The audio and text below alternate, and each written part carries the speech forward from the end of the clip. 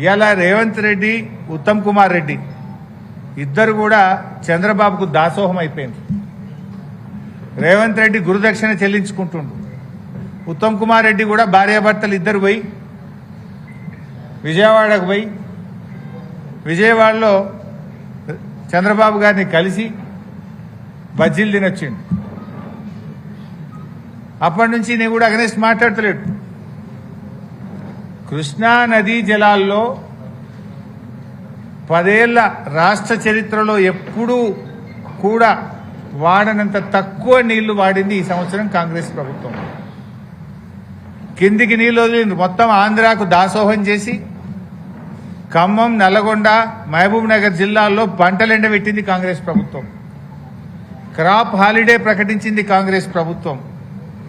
ఈ సంవత్సరం మనకు తాత్కాలిక కేటాయింపుల ప్రకారం ఇచ్చిన నీళ్ల కంటే 65 టీఎంసీల నీళ్లు తక్కువగా వాడిన చేతగాని దద్దమ్మ ప్రభుత్వం కాంగ్రెస్ ప్రభుత్వం.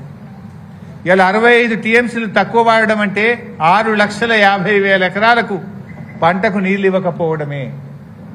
ఉన్న హక్కును, ఉన్న తాత్కాలిక కేటాయింపుల్ని కూడా వాడుకోకుండా ఆంధ్రాకు నీళ్లు వదిలింది నువ్వు కాదా ఉత్తమ్ కుమార్ రెడ్డి? దీనికి ఎందుకో సమాధానం చెప్పవు. చెంపలేసుకొని ముక్కు నేలకు రాయి.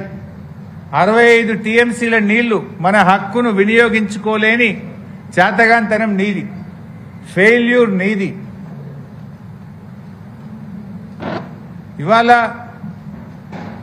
గోదావరి బనకచెర్ల ప్రాజెక్టు మీద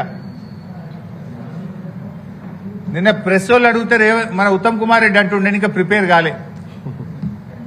వెనకట కేసీఆర్ గారు అసెంబ్లీలో ప్రజెంటేషన్ ఇచ్చిండు. అసెంబ్లీలో ప్రజెంటేషన్ ఇస్తే ఉత్తమ్ కుమార్ రెడ్డి లేచి అరే మేము ప్రిపేర్ అయ్యి రాలేదు అంటాడు. ఏది అసెంబ్లీలో మాట్లాడమంటే మైక్ ఇస్తే స్పీకర్ గారు నేను ప్రిపేర్ అయ్యి రాలేదని లేచిపోయింది ఆ రోజు అసెంబ్లీలోకి. నిన్న ఉత్తమ్ కుమార్ రెడ్డి గారిని గోదావరి బంకచెర్ల మీద ఏమైతుంది అంటే ఇంకా నేను స్టడీ చేయలేదు, స్టడీ చేసి మాట్లాడుతా అంటుండు. నువ్వు నీటిపారుదల శాఖ మంత్రివా ఏంటిది? నువ్వు స్టడీ చేయకుండా ఉంటావు. స్టడీ చేయలేదంటే నువ్వు ఎంత బాధ్యత రహిత్యంగా ఉన్నావు. రాష్ట్రానికి సంబంధించిన అతి ముఖ్యమైన గోదావరి జలాలకు సంబంధించిన ఇష్యూ మీద స్టడీ చేయలేదని మాట్లాడతారు. నిన్న కేబినెట్లో గోదావరి బంకచెర్ల మీద మాట్లాడతారు. ఏదో గట్టిగా స్పందిస్తారని మేము ఆశించినాం. టైం దొరకలేదట. నెక్స్ట్ మీటింగ్లో మాట్లాడతారట.